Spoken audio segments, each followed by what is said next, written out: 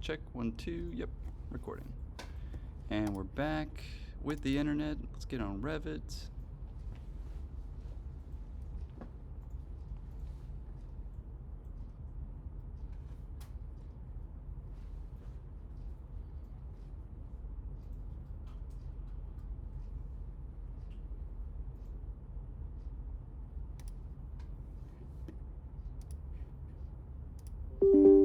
I've already restarted my access so many times. Maybe I just need to sign in.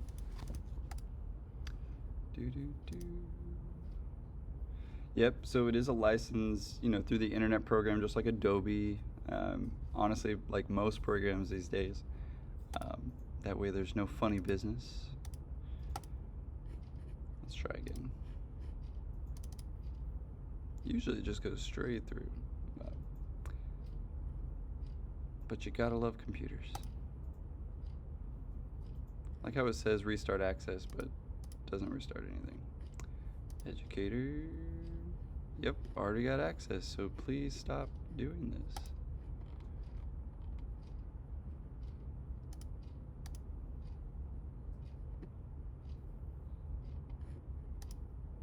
Sweet. Congratulations. Yeah, I know you keep telling me this. I do this every other week. Let's try again. Of course, if you're watching this part in the recording, please skip to the part where we get to the Revit. And hopefully by saying that, we'll make it happen. We'll manifest that Revit will be working ever so momentarily. Yes. Thank you, $5,000 program that works when it wants to. There's a lot of gripe with Revit, especially in the academic and professional world. There's some people who hack this program like nuts. They change the code of the entire thing and make it their own. So it is a very open source, very versatile program. It's just very annoying. But we'll get right to it. Maybe just a recap from last time. We definitely went over quite a few things. We got into a little bit of the structure, a little bit of the rafters. We got into the railings, second floor. I kind of want to add a third floor and show how you would even do that. But just adding a floor or adding a page, we went over that as well. Section box. And there's all kind of fixings, right? I mean, we can get the fascia boards involved. I mean, that's pretty simple. We can show that really quick. But what I do want to make sure that I get to today is showing you how to create a section, elevation, and even a perspective. And those are pretty easy. I mean, especially in Revit. The first one, just to kind of cover some of the easy stuff, is make a view, right? So, for instance, you can click on pretty much any view. In my case, okay, there we go. Usually, yeah, there we go. I was going to say, usually have a lot more there. For instance, by default, of course, we have our three-dimensional view. But if you go to view itself, there is a couple of 3D views you can do. Like a walkthrough is actually more like an animation. Don't get me wrong, it's pretty cool, but it takes like a day and a half to render out. However, what's nice about this license that you guys have is the cloud render. And maybe we don't really need that today. Honestly, it's not a great render, but it is nice if you have a relatively weak computer that can't just pump out renderings, like say like our new computers over here that can do it in like a minute and a half. Anyway, but if I do want to make something, you'll notice it's kind of hard to make a camera inside of a three-dimensional view. It's just hard to tell. You'll see when I click this that it's almost like a worm eye view, right? And it's because it's going to that work plane that I set in the first place. Same thing could be said about, if I click on the second floor plan and, if I make this camera so I can delete that, it's actually going to delete the view as well. You'll see it kind of disappear in there. If you make that camera in that view, it'll automatically set to that height. So it is trying to kind of help you out, at least in that regard. So like if I do second floor plan, camera, it's going to stay inside there, right? And again, that's really helpful compared to Rhino, where I got to move everything about the camera. What's nice about this is I can even control the widen the lens, right, by just basically cropping more. Now it's kind of more like a wide angle lens. If I want to click on a certain object, this is what I was explaining earlier.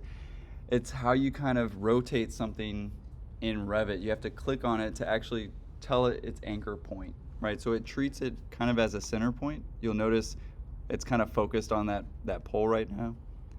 But again, what's kind of nice is I like kind of making these views so that, I can further enhance the model. For instance, I want that column to go all the way up.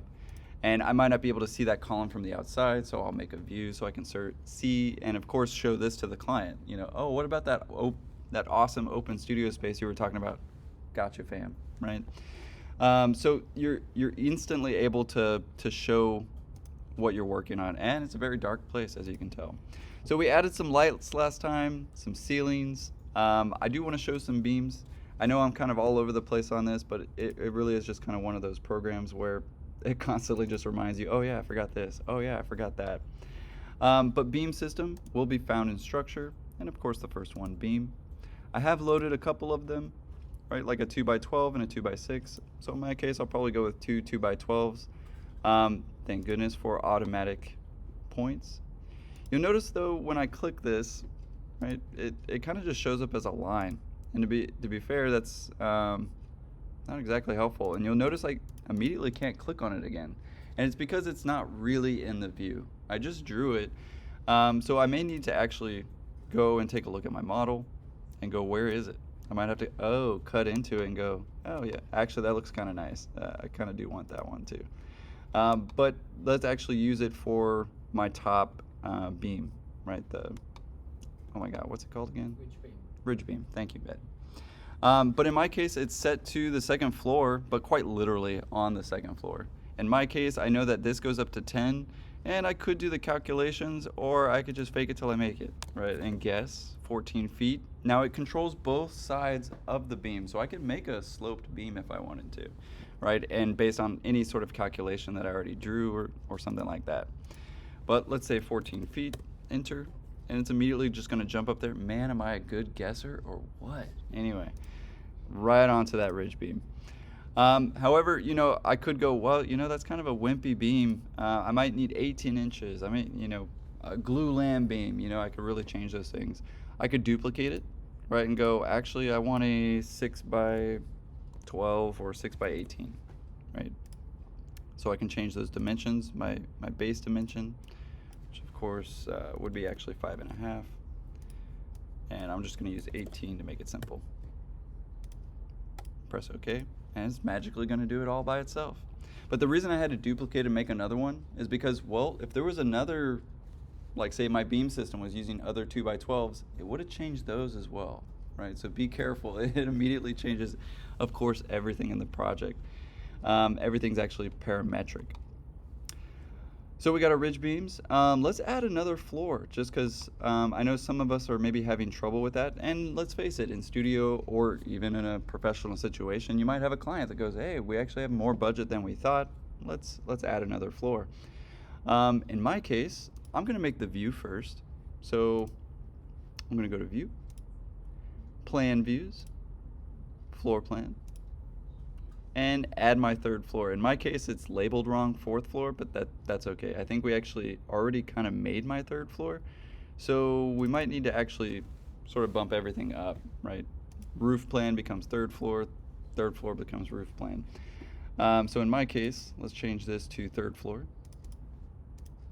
If it's not working double click wise, you can always change the view over here. So third floor. Sweet. I guess you don't have to capitalize R, but it's going to name all the other views for us. That way, if I make a reflected ceiling plan, it's going to actually go, hey, do you mean the third floor reflected ceiling plan? Awesome. Yes. So it is really, again, trying to keep us organized as much as possible. That's why it looks so big. I like it at 1/4 scale. That way my annotations look a little smaller. Again, I always kind of default it to a fine. You can see it actually brings up a little bit more detail. And, shade and shadow is actually kind of nice. I like it all the time. However, it's usually way too dark and it prints way too dark. So one of the first things I did want to show you about the visual graphics is that, you remember I showed you VG. So if you type in VG, VG, We can actually control all the components per view, but we can also control the visibility graphics, right? So, or sorry, the graphic display options. So if you hit the little edit right next to it, you'll notice that that key cut command is also just an edit button within the properties, right? I find typing VG a little bit easier. Unfortunately, there's not a command for this one, but you'll notice a lot more different things, such as the model display, and really it's kind of generally the same things that we see down here, but a little bit more options. So like if I click on shadows, I have two options, cast shadows and show ambient shadows. Again, this can be actually hard on your computer, so be careful with that. You can do sketchy lines, which is pretty cool. It's not as great as what we do, but it definitely starts to give it a much more unfinished look, right? Because very often Revit looks very finished. So if I show this to a client, they're like, is this what the building's gonna look like? And you're like, no, this is just preliminary. But again, it gets trapped in their head that they kind of get stuck. And I know you guys don't know this yet, but you'll get stuck in an hour conversation about the color of tile because you chose green just to kind of show the tile in the render, but they're like, oh, we never wanted green tile. I know you don't want green tile, but I'm just showing you. Anyway, you'll see what I mean one day. But yeah, we have sketchy lines, depth queuing, that can be definitely great in an elevation. Lighting is definitely my favorite. Shadows, here's a secret, I put 16, right? That's the magic number there. And that prints really well, and it starts to look a little bit more soft, right, because of it. Anyway, just so you can get some of the secrets. That's the ones that they're not going to show you on YouTube, right? They're not going to give you the numbers or, things like that. That's what you're paying that high dollar for. Anyway, third floor, yeah. So let's get the third floor going. In my case, I might want to actually move my roof to a certain level, right? And right now it says base level. Oh, I accidentally put VG. Base level, I want to actually switch it to actually probably my roof plane, right? So it's going to move it automatically just as soon as I did that. And it's going to look a little confusing with the shadows, so I'll turn that off for right now.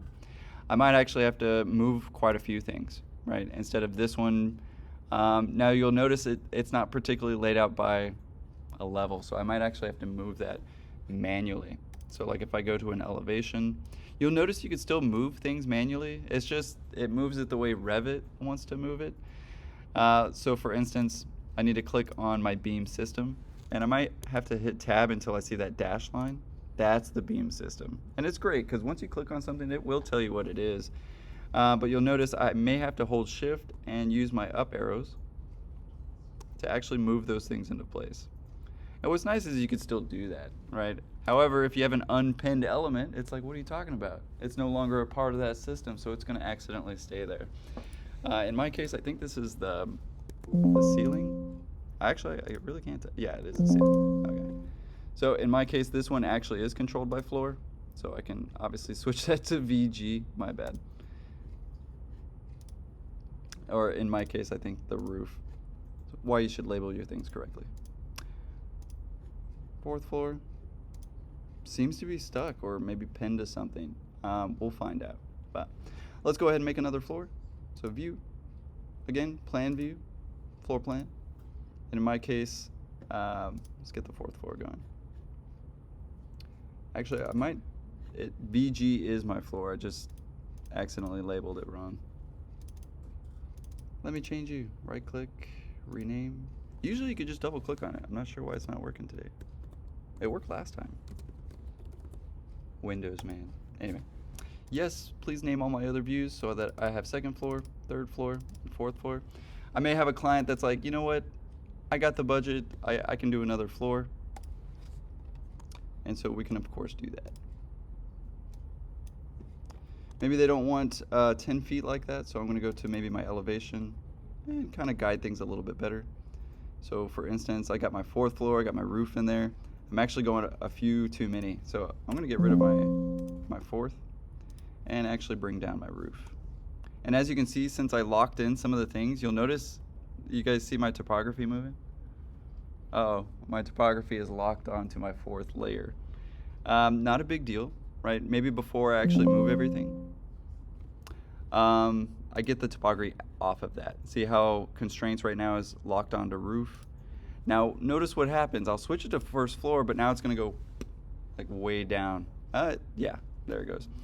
And it's because it was already offset from that level, right? So not a big deal. It's just something to be aware of, that everything is referencing something in Revit. And as you can see, I need to bring this back up, probably back to 0. Wait for it. Usually it updates by itself. Oh, had an error. Highlighted topozoid. Okay, they overlap. No big deal. Oh my God. Okay, so we got to bring it down. What is nice is you can still use your arrows, right? Just like I really wish Rhino would do that, actually. That you could use it. It moves like the view in Rhino. But yes, you can still click on an object and move it. However, be very careful in Revit because it is based on the view. You'll notice that I actually go to the view to move those things. Because, well, if I move it like this and I just go down, you'll notice it's not just going down. You guys see that? You see the topography a little bit? It's actually moving it not the way I want, even though I'm pressing down, right? So it is based on the view. If I do want to actually move it down, I need to go to that elevation, and now it'll move down, right? So be aware when you do move stuff, it is based on the view. So if I'm slightly off like this, it's not going to exactly move it the way that I want to. Anyway, I don't know if I've covered that yet, so I do want to make sure that you're like, my building's all skewed now. Since I'm really just going to add another floor and I kind of want this attribute as well, here's another trick they won't show you on YouTube. Double click, copy the whole thing, so Command C, exit. I don't want to make any changes. I'm going to go to my 3rd floor. I'm going to go to Architecture, Floor, and I'm going to paste. It's going to paste it in the exact spot. If I do 0, enter, it's going to paste it in the exact same spot. Now you could type in 1 foot and it'll move it at 1 foot based on that command as well. But it's going to go sketch is empty. Oh, okay. Let's try that again. Pretty sure it was there. Another thing is you can of course align these 2 boxes. Right? That's a little bit harder though. Usually you can press 0. Oh, okay, there it goes. We'll press continue. Maybe I want the box to be a little bit smaller, right? Or the hole, I should say. Sweet. Don't attach because, again, I already have them going up to the roof, so why would I want to attach them to my 3rd level, right? Don't attach. Yes. Again, it's just trying to help us, but sometimes we don't need the help. But that's looking pretty good. Obviously, my ridge beam is in the wrong location now. And I could still further in and dial in some things, right? For instance, that looks pretty crazy. Probably don't need 18 feet up there. So let's of course bring that down. And in my case, while I bring this down, I'm gonna remember some of my elements that I also need, right? Such as that beam system. Nope, I got the dimensional lumber. Structural beam system, awesome. So I'll take that, I'll hold shift, and then I'll move it down. But it didn't do it. Hold on. Oh, I didn't get it. That's why. There we go. It didn't get the unpinned one, but that's okay. But let's put that something more like 10 feet. Sweet.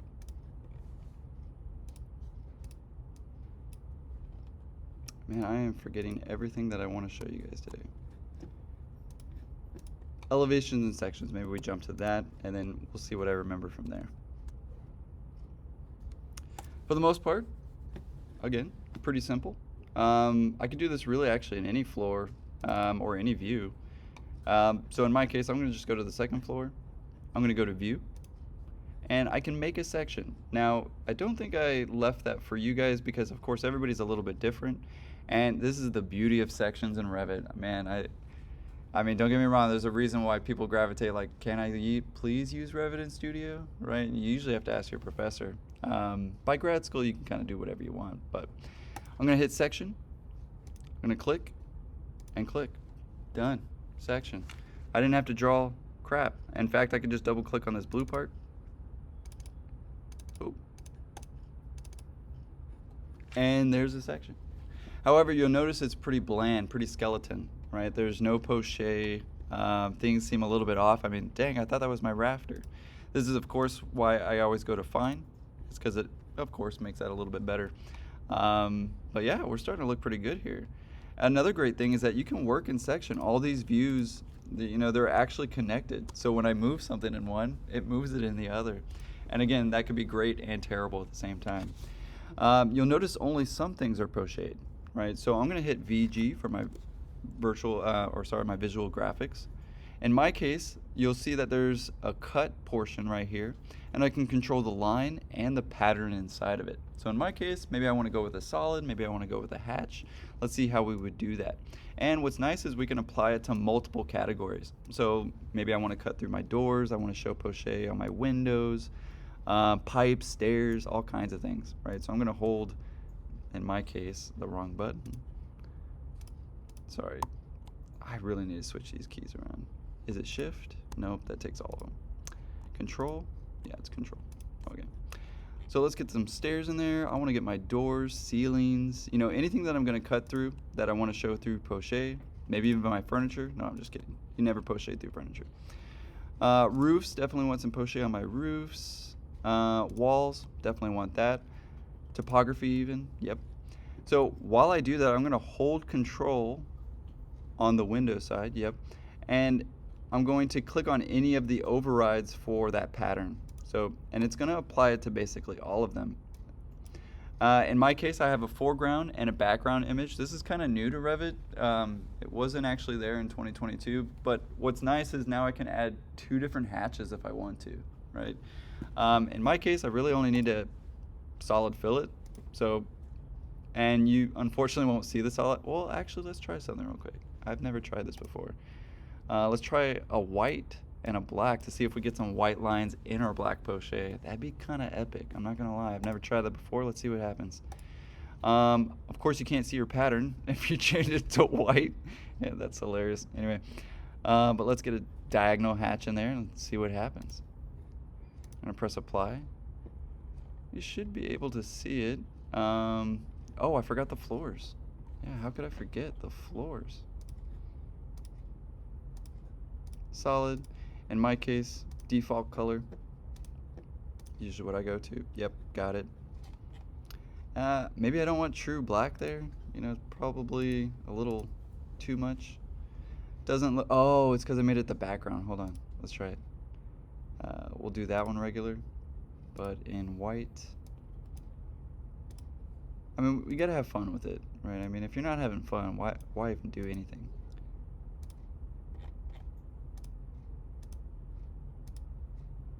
Oh, I see it. That's so cool. Anyway, not that you'll never need that, but it's cool. Oh yeah, I forgot you can't zoom in like you do in Adobe. But again, definitely some potential there, right? If you ever need to, and again, it applied it to everything. I didn't have to sit there with a hatch button or get the boundary mode going, right? And it actually grabs all the ones and checks it for me. Again, there's a reason why we don't use Revit in schools, because you need to be aware of your model, period. But in a construction world, that could be getting sued, right? So of course the program is helping us out in that regard, checking all the boxes, if you will. We're starting to get a pretty good section though. It doesn't look like it got the topography. That's okay. You can always right click on any element and change its graphic view, right? So on anything, you'll notice if I right click, override graphics view, anything. I mean, except maybe annotations. No, you can still override the annotation. I mean, anything in Revit, you can basically right click and of course override it. And you can do it by a category. So I could do it to all topography surfaces. Say I right click on a wall, I could do it to all my walls. I'd rather do it with the VG toolbox, but again, there's a few different ways to do the same thing in Revit. Unlike Rhino, where it's like infinite amount of things you can do to get a box. Anyway, so let's change that by element. I want to get kind of an earth cut, so I'm going to go down to cut patterns. I'm going to choose my foreground. Let's choose like an earth pattern. Sweet, earth pattern. I'm going to choose the color a little bit darker. Sweet. You can also change the scale of it too. Unfortunately, just you have to click on those 3 dots, and you quite literally have to change the hatch itself. There are ones preloaded, as you can see. There's ones for drafting, and then there's ones that actually show up in the model. You'll notice I can't click on the model one because I'm in an orthographic view. right? So model won't even let you do that. But sometimes your hatches go missing, and you're like, why is my hatch not there? And you realize that you're in a camera view instead of an orthographic view. So anyway, just probably bringing up mostly unnecessary things, but just in case you run into that. But yeah, we got earth, and again, you can change the scale in there as well. Apply, sweet, we got some earth. I can dial this in a little bit better.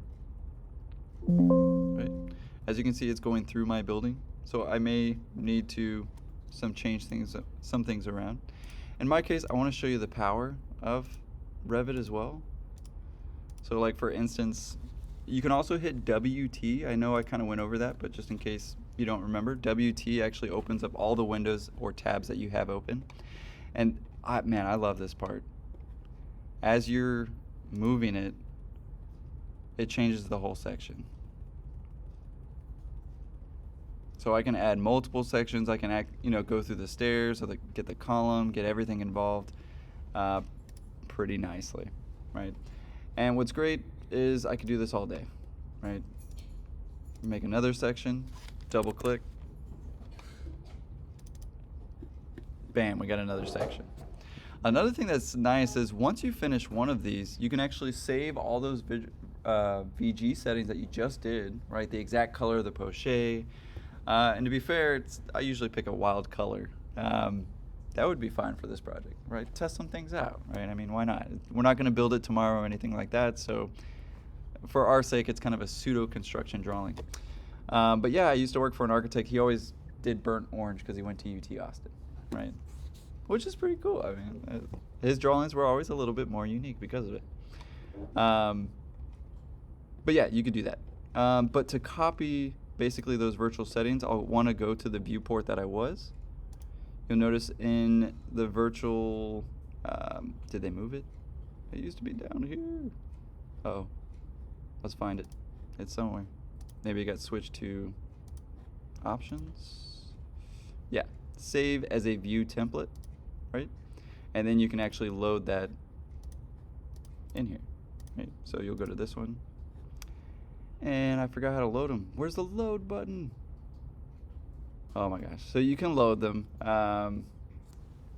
Do I spend time? It's only 9 o'clock. Let's look for it. But where is it? Is it under the discipline now? Coordination. Settings are separate Per view. Yeah.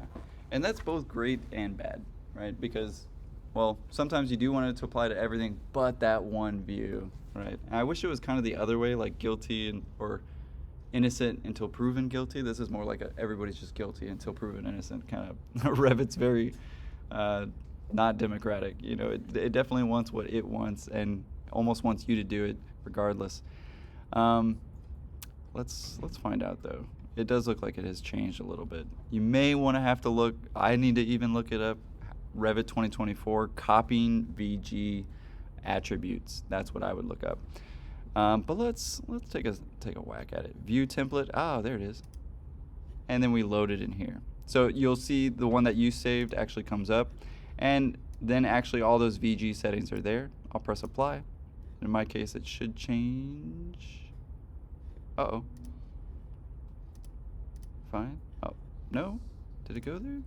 I don't think it changed. Was I in this one or that one? Oh, was I in the wrong one? No? Oh, I didn't save it. That's right. Hold on. My bad. They used to have it all in this window, which is strange because now you got to go to 3 different places. But intelligence. Anyway, save template. Let's call it test. Press OK. There it is. Press OK. Now let's go to our other one. Instead of section 2, or sorry, instead of HE shadows, I'll go to test. Press apply. Apply. Didn't seem to get the topography. Oh, I did that one by manually, but it didn't get the floors either. Anyway, I would mess around with it. However, at the same time, we could also just hit VG again and of course do those same things. Not a big deal. In fact, you get paid more. No, I'm just kidding. Right, because it takes more time. Anyway. But let's go ahead and apply the same thing. It's the same thing in every view. I used to have a lot of friends that just kind of hold shift take the whole thing. You know? They click on, pattern, because it will override all of them. But I just kind of want to show you what that ends up doing, because it really cuts through a lot of things that you probably don't need to get cut. But hey, it's pretty quick. Just select them all, because you can always actually right click on something and take it off. Right? That was kind of their way of doing it. Just set them all. I'll take the ones that don't need to be cut, which is not I mean, that is quicker. But I'm a little bit of a perfectionist, I know. But now we have our elevations. Now we got some sections, right? That shadow's too harsh, so let's go to our display settings, lighting, and of course take that to the golden number, 16. Beautiful. If you want to get rid of this view, it's actually really helpful. I didn't get to explain this too well, and it might be kind of the nitty-gritty, but I do find it helpful, especially when we start putting these on pages, which is essentially what I want to do next. I've already given you some pages, right? So you'll notice we have our floor plan, roof plan, elevations. To be fair, you can load these in too, but your firm is going to show you how to do that, and they usually have their own with their symbols and all that stuff. In fact, if you want to make your own symbol, double click on it and be like TX for Texas. No, I'm just kidding. For text, right? Pretty cool. LLC. Right, so we can do that. I can load it into my project and just go, hey, do you want to overwrite that? I'm going to be like, heck yeah. Bam. Pretty cool. LLC. But now it's going to be applied on every single page. I don't have to do that over and over and over again. So again, even the annotations are parameterized. Anyway, so let's get these on some sheets and start, going over how to print as well. That is not what I wanted to forget. Or at least generating PDFs to scale. As we know, PDFs are kind of this true scale. And this is an ARC-D, as in dog or delta, paper, right? So we have 24 by 36. And again, most firms, they even have their ARC-B, ARC-C, half size. I mean, you're going to learn a whole lot when you get into a firm. Red lines, all kinds of things. Usually this is what they redline. They give you these gigantic sheets, and you basically check off the red lines, right? But let's get them in there. Let's get some sections in. So, I mean, nothing simpler than this. I'm going to go to sections. I have to click on the plus, and quite literally just drag and drop it. Simple as that. Now, you may have noticed there's a lot of topography. So I'm going to double click. I'm going to click on this view or this frame and basically control the crop. I'm a huge fan of putting 1/3 of the building this way and 1/3 of the building that way. That's just a tried and true method of Escamilla. You might not like that framing box. So in my case, I'm going to click on it, and you'll see that there's another piece that I didn't go over. We can hide the crop, right? So in my case, there it goes. I can also hide the crop from working, which is the button right next to it. And it's just going to be like, did you mean the whole thing and everything that's in there? No. Well, I want to control it to this view. But sometimes it's kind of nice if you need to line it to the paper, or if you need that frame so that you can see it. But again, double click in the view, because that makes the view editable. You'll notice that things start to turn blue. If I double click on the outside of the view, it goes back. Right, and you'll notice nothing's editable again, and of course I can move the viewport on the sheet. This is the weirdest thing in Revit. I've never understood it, but you'll try and move this guy, right, and you can move him, right, if you just click on him. But if you click on this, it now moves the whole thing. If you want to move this line, you'll notice I can't move the line unless I click on the viewport. Again, I don't know who makes these decisions, but that one seems a little bit backwards to me.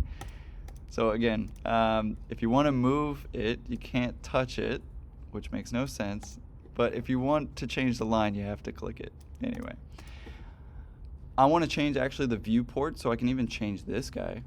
And it's looking a little small to me, so I actually imported one in there that's a little bit bigger for you. And EH is actually the architect I used to work for, Elizabeth Haynes. So she had her own components, right? And of course I made those for her, so I was going to take them, because why do that all over again? And now you technically have them with this template file, right? Of course you could get started as well and start to reverse engineer the program, right? Now that you have some of the families, the components, double click on them and see how do they work, right? Things like that. But yeah, you can of course change the fonts, the sizes. I mean, you could change this to a diamond instead of a circle. Anyway, not to get into it too much. But again, what's nice is if I double click and I change the scale, it's gonna automatically change the scale and the little attribute there. Awesome, because back in the day of AutoCAD, I was the guy who sat there and checked every single page and made sure A1 was A1, A2 was A2, A3, and make sure that reference is calling out the right page. And again, now all of that is done for you parametrically. Yes, I do want to save the project. And again, what's kind of nice is as soon as I, change this from section 1 to say long section or something else, bless you, of course it'll change that as well. Let's change that back, double click on the outside. Oh, I don't want that frame. Get out of there. It's looking pretty good. I may want to take my section out, and you'll notice it doesn't call it out yet, right? So let's get my other section going. That one's looking pretty good. I could also change things here, right? Dial things in. It really is the exact same view, right? So if I take off the frame here, it's going to take it off when I put it on the sheet. So let's go to my other section page, and let's get that on there. You'll notice it turns blue when it's active or it's already on a page. That's kind of nice. That seems to be new with 2024 and 2025. Did not used to do that. So we'll change some things, viewport, but for the most part, pretty simple. It's a drag and drop situation, right? Not too bad. Most sections are actually bigger than 1/4. Usually, if you're drawing a section for a construction drawing, it's at least 3/4. Usually we're trying to show some sort of wall section, so I could still do that, right? I would just control my frame, right? Maybe I just want to show the wall portion. Oh, my bad. Didn't get the frame there. So maybe I really want to dial that in, and I don't want to show everything. Maybe I can't even show all the floors, right? Maybe it's a very specific section. I know most of us probably haven't even gotten to this in Studio yet. You start to maybe hint at it in, say, Tech 1 or Tech 2, right? Where you talk about details and detail sections and things like that. But again, Revit is kind of prepared to do that. However, it doesn't do it very well. It's kind of funny. Everything is kind of a catalog, as you guys know. So you can do DL, and then we end up having to actually draw essentially the lines that we want to show. And what's kind of nice about that is I can be very specific, and I don't necessarily have to model everything. It's more of a, I just need to draw it, right? Over the years, they have definitely started to add a lot more to the drawing and of those kinds of things. So many people just argue, just stick CAD in here already and get rid of CAD, right? And just actually put Revit and CAD together. But as I was mentioning, I think in the first video, Revit was actually never a program of Autodesk. They bought it, right? So they've never communicated well because technically they are two different programs and coding systems. Anyway, not to get into it. But now we got some sections. Let's get some elevations on there. Why not? So I'm just gonna drag and drop. Drag and drop. I might be able to fit all 4 on here. Not really too particular about the scale, guys. By all means, let's make things look pretty. But unfortunately, I can't just select all 4. Oh, wait, can I now? Game changer. Can I do that? Varies? Yeah. So obviously, it can be applied to things that I guess could change everything, like the scale. Let's see if it does that. You used to not be able to do that. Oh my God, that's a game changer, man. That's awesome. Anyway, I'm even learning something new every day, right? Let's stick with 1/8 though. It did look pretty good. And it did look like it fit pretty well. Again, this is why I hate this line thing. I'm always sitting there trying to move the dang line. Again, another thing that's nice is it's kind of like InDesign or Illustrator, and it's constantly trying to line up to similar objects. As you can see, it's kind of lining up to that bottom piece that I already put. And even the other line as well. Again, kind of nice. If I double click, if I want it to actually be north elevation, I would just go to view name and say north. Changes it quite immediately. And that immediate gratification is kind of nice in a program. I don't know. In Mini, back in the day, you used to like type a huge ass command and then it didn't work and you're like, well, that was anticlimactic. So there's definitely something quite, what's the word? like a positive feedback, right? It's just it's kind of nice. Instant gratification. That's the word for the day. Anyway. So, of course, feel free to move these around. And what's even nicer is it lines up with the model itself if it can. Like, so if it notices this is a section and I'm looking at the same view, it'll even line up those drawings. Since this isn't the same view, it's not really going to line up to anything. What is nice, though, is that it lines the level. Like, you'll see it's lining to this drawing. It doesn't even want me to put it down here. It's like, oh, there we go, locked in to the other one. Right, and that again is a construction document thing, but it definitely makes a good habit for studio, for sure. I would say that as well, because it was taught to me that every drawing should be beautiful, whether it's a construction drawing or a schematic design, a sketch, anything. You should always strive for beauty. He was also Greek, so that may have something to do with it. Original classic orders. There's just something about the culture that I can really appreciate that just focuses on that beauty. But I like to say even Revit can be beautiful, but it just takes a little bit more effort. Let's see, printing. So let's definitely cover that next, and then possibly use the last 30 minutes to go over rendering and maybe anything else that I can remember about Revit. We got the sections, we got elevations, we went over visual graphics, we got furniture, we got components. Let's print it. Right, so we have our sheets. Let's say they were ready to go. So maybe I actually want to look at my sheets. And I usually like to minimize my sheets because it can get pretty kind of hectic in there. Oh, maybe we get some perspectives on my sheets. All right. So I'll need to go to those views that I made. Oh, that one was good. Sweet, I like that one. You'll notice it's pretty small though, and you can't really scale a perspective, even though Revit kind of tries because it's so mathematical. It technically can, but there's really no way to get a scale out in real life and go, yeah, 1/8, right? Because of course the lines in the back are smaller than the lines in the front. However, in Revit, you can click on this item, and you'll see a size crop button. And you can scale with locked proportions, or you can change the field of view. If I change the field of view, that's kind of like what I was doing earlier, kind of making it a wide angle lens.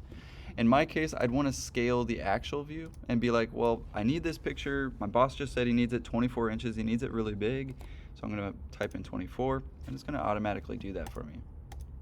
Again, I can't tell you how nice it is as a construction document program. I'll double click because I can't change anything, but you'll notice be very careful in a perspective view. It's very easy to accidentally do something like that, right, when you're trying to, move stuff around. But that's looking pretty good, not too shabby. It doesn't have a label yet. Oh, there it is in the middle of the page. Choose my nice viewport. Maybe I don't want a viewport, so again, I could do a titleless, and we're good to go. But again, ARC 13, Revit Experience. Let's say I was ready to go. I've got my floor plans, and you could probably fit a few floor plans on here. Arguably, we only need the topography for the first one, so let's get maybe the second floor in there. Holy!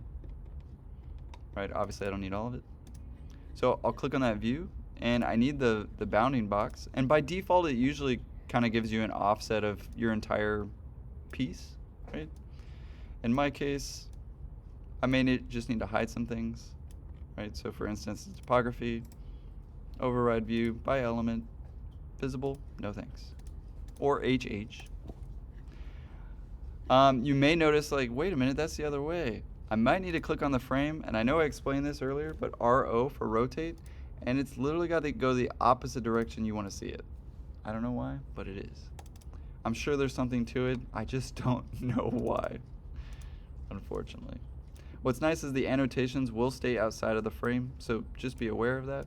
And when I change it in one view, it does change it in the other. Again, kind of a double-edged sword. Sometimes you like that, sometimes you don't. Sometimes I'm usually just kind of finding the happy balance between two pages, but we can do it. Oh, looks like two different scales. Man, how easy is it to just double click and go, nope, I need 1/8. I love it. Of course, I should practice what I preach, and the bottom floor always goes at the bottom, top floor always goes at the top. But oh, there's what I was talking about, the alignment. boom, aligns it for us. So again, some things that we probably just kind of take for granted eventually in Revit, but you know, having done it manually in Rhino, you definitely understand. That's definitely why I do that first. You got to learn it manually, in my opinion, to even appreciate some of the other programs and what they're doing. Otherwise, you'd just be like, well, why doesn't every program do this? And you'd actually get more frustrated if you went to Rhino. From Revit, if I taught you Revit first, you'd be like a spoiled little brat by the time you got to Rhino, right? You're like, why isn't it doing anything? So, anyway, definitely the reason for that. Let's get the crop out of there. Yeah, very nice. So let's get this PDF'd. One of the first things I wanted to show you in terms of a free program is actually, did I show you this already? Cute PDF Writer? Did I show that in another tutorial? I don't think I did. It is free. And I like it for Revit just because I make a lot of PDFs with Revit. In my case, I am running parallels, so I might not actually have this issue. But just in case you're trying to, Cute PDF Writer. It is free, but it's basically a virtual printer. And it's really nice because it comes with every single paper size. Have you ever like tried to print on a system and you're like, no, I just need ArcD, but that option isn't even in the printer, so it won't even let you PDF that. And that's it can be very frustrating. So Cute PDF Writer, just in case you're running into this issue, it is a free, and they do have obviously paid versions if you want, but Cute PDF Writer is definitely my go-to tool in terms of fake printers. But we'll go to File, Print, and I also want to show you how to export as a DWG, just in case you want to edit this almost like a Make 2D drawing in Illustrator, because I could still take all of this and change it in Illustrator very quickly, or Rhinoceros. I could still, like, if I couldn't model it in Revit, I was just having too many problems. I spent 3 hours trying to change the roof, but I want a curvilinear roof and Revit won't do it. So I can take all of this, put it in Rhino, and actually solve that, right? And that's definitely something I had to do in Studio. But let's get a PDF first. So print. Oh, there is a PDF option. Let's try it. I've never tried this. Ooh, this is nice. So it looks like they've actually tried to solve some of the things I've been complaining about for years, which is great, you know. Maybe I should update more often. So in my case, I don't just want the current window, I really want all the sheets. So I'm gonna go to selected view sheets, and it actually is pretty familiar. So I'm gonna click on the little pencil tool, and in my case, I wanna go down to all the sheets and be like, okay, yeah, I want that one, that one, that one. Oh, you know, I didn't actually use the second elevations, I don't need that one. I did use both sections, I didn't get to the site plan, sorry, professor. But now we got that as a set, is what it's called in architecture. A PDF set, or sometimes they call it sometimes a published set. I don't know why, because it's not published, but some people say the word published. Anyway, in my case, I do want to zoom 100% because that would mean the true scale that it is. Very often, if I say fit to page, it could be very, very slightly off. So again, 100% is definitely not going to be off. If I know I have a lot of images, like for instance, I may actually take out my rendered sheet and do that one as a raster because it's an image, right? Whereas vector processing is really great for lines, right? It's going to keep it very straight and not blurry lines. It is nice that they still have this option. I kind of just put it all together so you can kind of see what that does. Vector processing does make your images look a little grainy for some reason. So again, that's why they have that option, just so that you can kind of get that. But yeah, raster quality, you can go with presentation, colors. You can keep it grayscale or black lines. Sometimes you actually do need a black lines because they're going to put it actually on, like say, a thermal paper or something. Again, it's nice that there's options. But I'm going to go with color and just press export. Do you want to save these settings for next time? Not necessarily. So in my case, it's going to think. And again, what's nice is usually that was PDF Writer. So raster processing has been used. Oh, it automatically knew my image. Oh, sweet. That's good to know. However, I have no idea where it went. Usually there's a page that pops up, at least on Cute PDF Writer. It'll actually pop up a window and tell you where you want to save it. not gonna lie to you. That's pretty new to me, so I have no idea where it went. And I'm pretty sure I printed. Actually, oh, there we go. Do I have PDF? Oh, there's a Microsoft print to PDF now. Let's see how good that is. That's essentially QPDF Writer, just the Microsoft version. And as you can see, it has so many options. So many options. Oh, it has a good, decent paper size, but there's nothing, oof, you know, ArcD, please. Maybe that's D size sheet. It's not ArcD, but in QPDF Writer, you actually have all the architectural PDFs. I'm not going to use this one though. Let's try my print PDF. Let's try that again. I think I accidentally did export PDF, but it still didn't save it anywhere. So anyway, running into all the problems that you might as well. So this is actually normally what I'm used to. Print, PDF. Oh, same page. Oh, okay. So maybe I just kind of skipped over my file location. My bad. It doesn't seem like I can. Okay, location. Went to my documents. Ooh, where's my documents in here?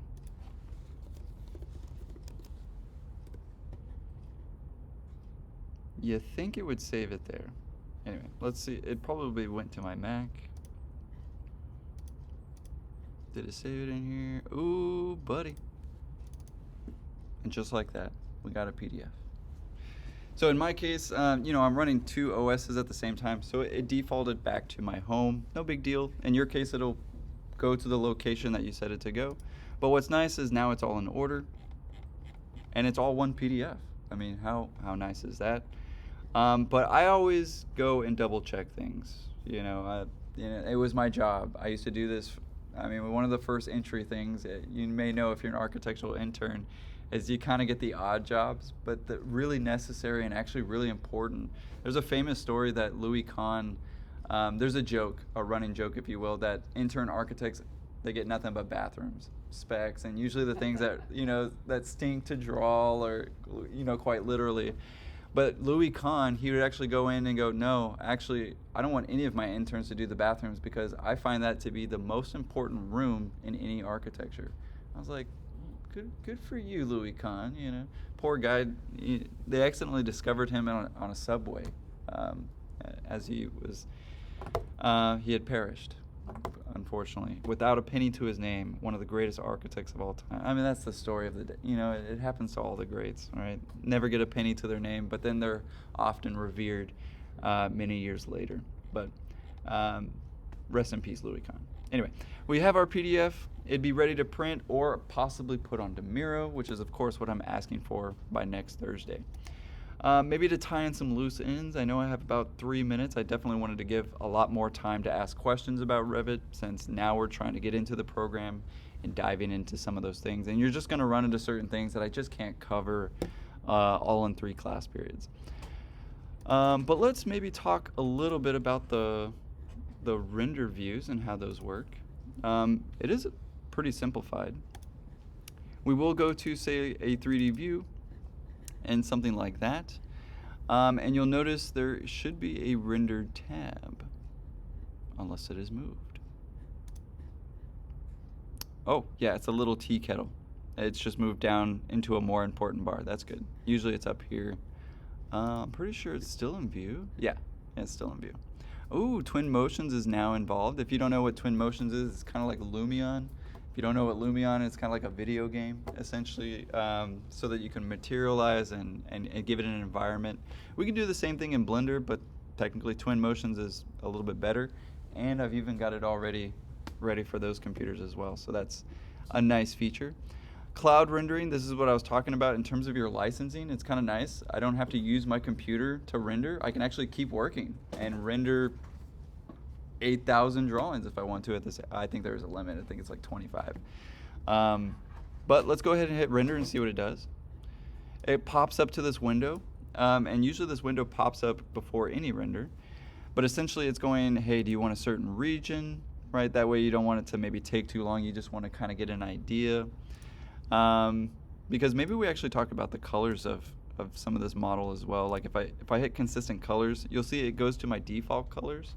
I can type in PT for paint. I know, it's kind of weird. I'll type in PT, And maybe we actually get a little bit into the materials about this as well. It's preloaded, a crap ton of materials, not gonna lie to you there. A lot of stuff, right? And these are all the defaults. So what's kind of nice, it's like a paint bucket tool. So if I want, I don't know, glass decor, right? I can just sort of click on it manually. But you'll notice I can't do window components or anything like that. It's more like faces. And you'll see the things that activate as blue. Actually, that means it is editable, right, in that regard. So like for instance, let's just do something that'll show up like a brass. Man, let's have some brass ceilings. We are just living the high life, right? Or brass walls, just to kind of see what that does in the render. I may have to use my tab definitely for this one to kind of hone in and pick the right ones. You'll often accidentally pick the wrong thing. Paint's kind of like my last go-to tool, and very often I'll use paint for the view, but then I'll take my paint off, right? So I would call this the manual way of changing the material in Revit, and can be very useful. However, the true way that you should do this is actually click on the item itself, edit type. We'll go to the edit the structure, and you'll notice we have a couple of items. We didn't really get to go into this yet. It's a little bit more advanced, but we can change everything about it. We can change its thickness, the way that it wraps around other items. Is it a structural material? Is it variable? But in my case, I can also change the material. I'll click on this practically invisible 3 dots, and I can have the exact same materials lists, and I can even load libraries, right? So manufacturers, they'll have flooring materials. I mean, you can load in the exact scale, piece, color, hue, everything, right? Which is very often gets us into trouble in the real world, because we'll produce a render and they'll be like, it was supposed to look like this, and it's not true. It's just a render. I mean, give the computer a break. You're asking it to make reality, which is beautiful. I don't know how you're going to recreate that. I know we try, but anyway. So in my case, I would actually change the floor type, right? So for instance, if I click on glass, let's not have glass 4. That's just going to make things confusing. Let's type in concrete. We actually have several concretes, right? Precast. Let's go with precast. And then I can even further change each of those materials. I mean, this program is like everything. It's got the reflectivity, it's got the transparency, the cutouts, the bump, the tint. I mean, it's a very professional program. But it teaches you a lot about digital graphics. It teaches you a lot of the vocabulary that, of course, you're going to use and get ever more so familiar with. So hopefully, if this is your first time seeing the reflectivity button, awesome, right? Because you'll see it again in other professional programs. Transparency, all that stuff. But it's looking pretty good, so I'm going to press OK. It's now concrete precast. What is nice is if you memorize your materials, you can just type it there too. So that's kind of nice. I'm going to press OK. I'm going to press apply. And you'll notice that it actually changed the color of all my floors.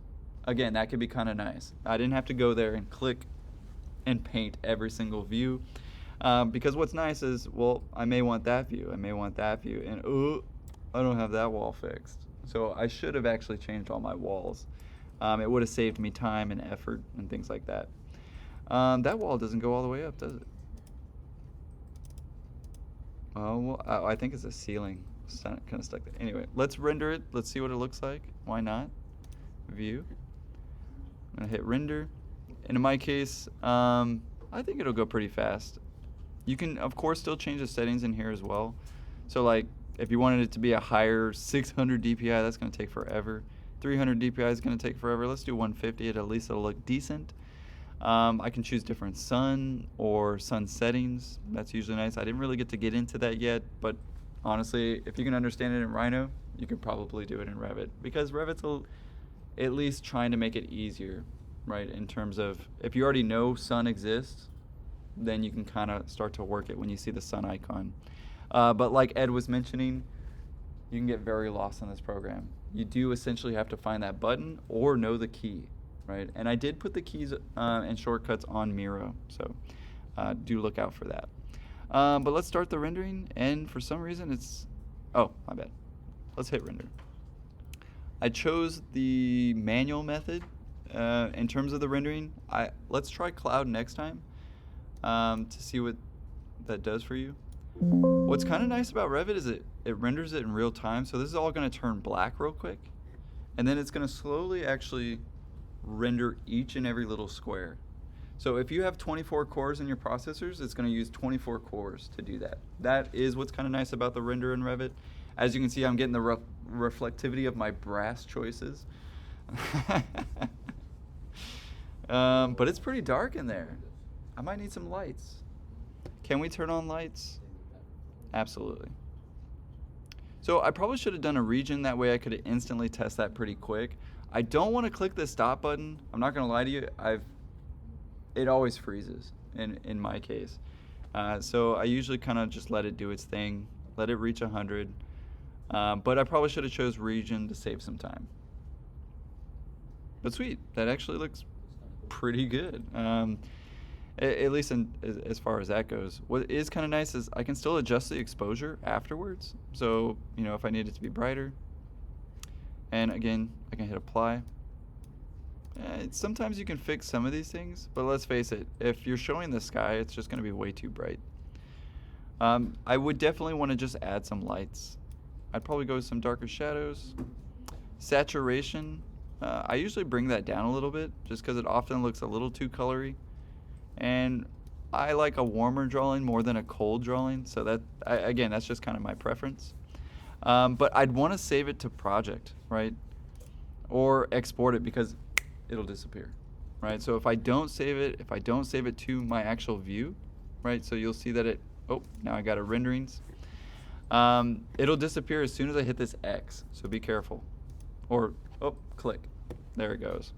To be fair, I usually don't add lights in Revit. I usually use Twin Motions or Lumion to dial in the lights because usually it has more options on the lights. However, it might be a component.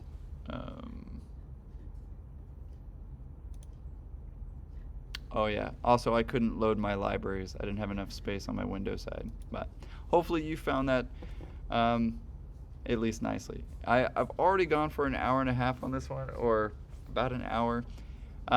This is where I definitely want to open it up to some questions. Maybe you have something particular in your project.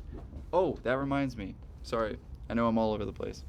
Ed was talking about how he figured out in another YouTube video that you can actually click on the walls and actually sketch them, right? So I did want to show that as well. So let's go back to my model.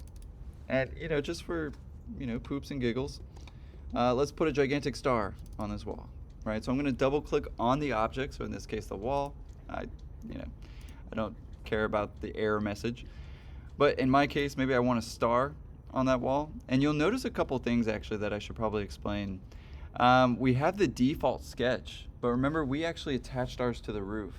So in our case, the sketch is still technically where we drew it, right? It's not compensating for what we actually attached to the wall. So you'll notice if I move this, it's actually going to give me an error and go, whoa, whoa, whoa. Do you want to remove the constraints of that piece that you just did? In my case, if I move it to the right spot, it doesn't matter, right? So I can remove constraints. I can also add that back, right? So just in case I need to add the star first, so I'm going to unjoin elements, and it's going to look, disrupted for a second. So I'm going to click and, I don't know, add a circle, star. Maybe I actually want a curved roof, or I want something kind of unique. Oh, I just want a regular arch. Thank you. And what's nice is you can kind of go back and forth between each line.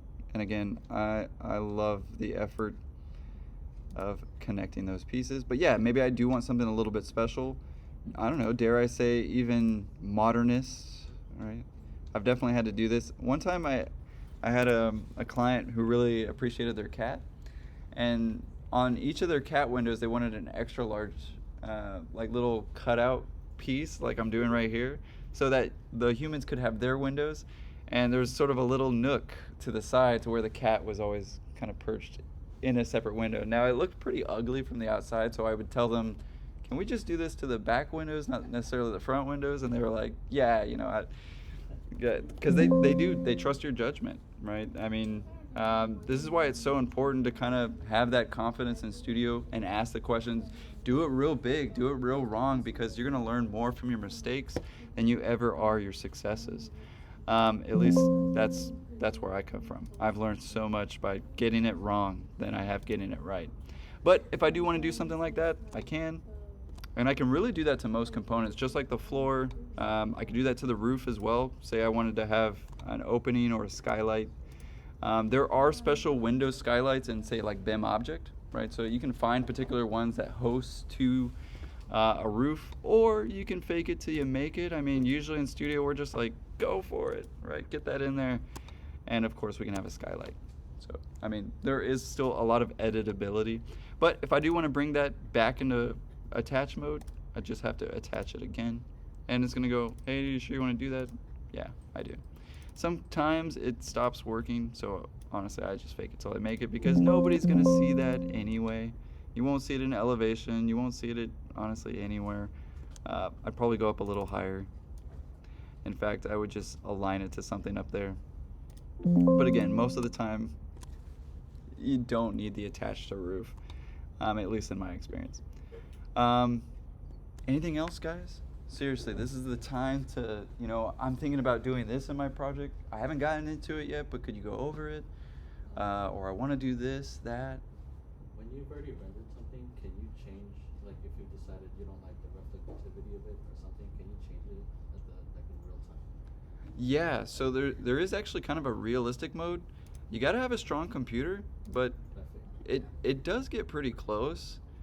On my old computers, every time I hit realistic, it like crashes. But it is a somewhat rendered view. If you can tell, it's starting to materialize, right? Maybe not the same sort of light reflections and all the things that go into that render. You saw it got the reflection, it's just right, all that stuff.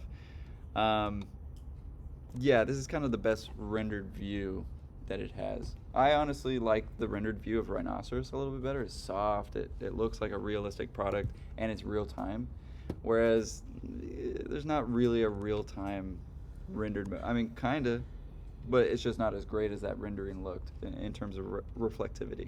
I was just wondering if you can have that render on one tab and have like a separate view, like an orthogonal view. Now that's what Twin Motions and Lumion's for. Because you can actually, like if you have a separate screen, you move this around and it'll materialize it, of course. That's what I see in my office. Yeah, I was yeah, wondering, absolutely. It's very fun, actually. looks great. Inkscape is another program. It has a free trial for students. I think it's 90 days.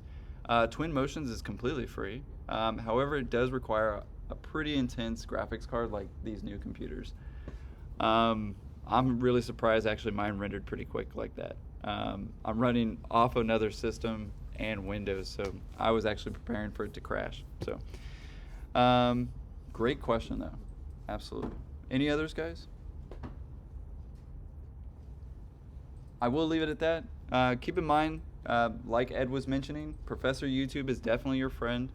When in doubt, I would hover over the tool in question and type in remove hidden lines by element, how to. That is what I'd immediately type, right? Especially if I had a question about what that's trying to do, right? Don't get me wrong, this takes a long time to research into each of those things. I mean, you got steel, precast, systems, insert, a lot of stuff that we didn't really get to. But again, I know you'll get to in time. So at least we were able to complete a somewhat nice little studio, right? We've dived in, and dare I say, we even have a rough schematic design of, what we need. Right? We could start to talk to our studio professor about details. I could even start to show perspectives. I could even print this out and start drawing it on myself, right? And I would really make it my own. And that's definitely what I did in grad school. I didn't sit there and spend hours trying to model dishes and forks. I just sat in there and drew them real quick because, of course, I got those skills at San Antonio College. But other than that, guys, I think I will end part 3 for today if there's no other questions. The last part to this is really just getting it to Miro for next Thursday. And we're done. We'll talk about both the previous project and hopefully a little bit of this one, just the kind of the good, the bad, the ugly, as we always do, and really looking for just your best effort, right? Like I said, we just want to learn the program, and I just need to see that you have. No other questions? All right, we'll end it there.